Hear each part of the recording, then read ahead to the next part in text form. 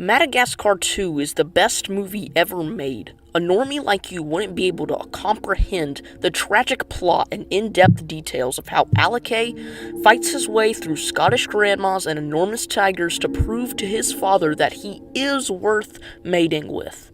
You'd probably like Star Wars or Avenger. So let me break down this movie so you can understand its greatness.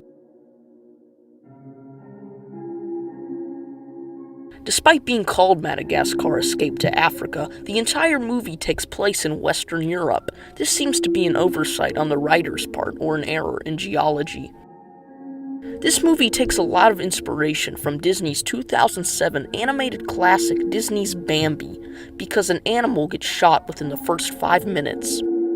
This movie was directed by Cyrus Kalanga, a famous poacher in Zambia. His reason for directing this movie is because he wanted to undo the ban on poaching. Little to his knowledge, this movie was actually about a talking lion trying to find his friend in a group of small, striped black and white giraffes. This movie is about the lion trying to prove himself to his parents, I think. Now, this is the perfect plot for a sequel, because Alex not knowing his parents had never plagued him before, and he only cares about it when it's convenient for the writers. Let's talk about the character designs for a minute. This movie is very visually impressive for a 1997 flick. However, technology has improved since 1997, so that means some characters or scenes will look outdated. Like this. Or this. And this. And this guy's hair. And this movie is so funny.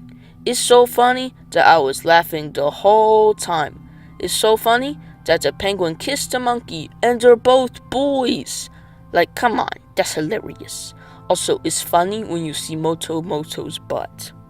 This movie is awesome because adults and big kids who know adult stuff have some adult humor to enjoy throughout the movie. Like when the hippo says she wants to join the breeding program. Now, to breed means to have sex.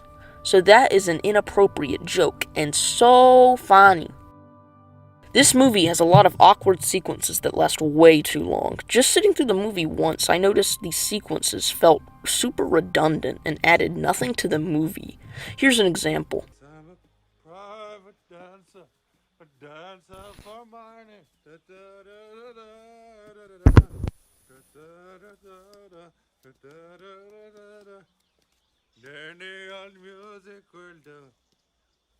Alex is the worst character in any movie ever, period. He is so overconfident and awkward, it's often hard to watch scenes with him, and he's the main character. The movie ends with it wanting you to think Alex has changed, but when you think about it, he doesn't. He got into trouble because he was overconfident and New York made him soft, but the conflict was solved because he was overconfident and New York made him soft. He doesn't change throughout the whole movie. The nostrils on every character are the ugliest thing I have ever seen. The voice of Melman is the guy who plays Ross from Friends, and I fucking hate Ross from Friends, so yeah, fuck you, Melman. I don't give a tiny rat's ass. The main antagonist does nothing throughout the film. It doesn't feel like he's there, and he has very little screen time. I couldn't remember his name by the end of the film. Overall, I give this movie a 10 out of 5.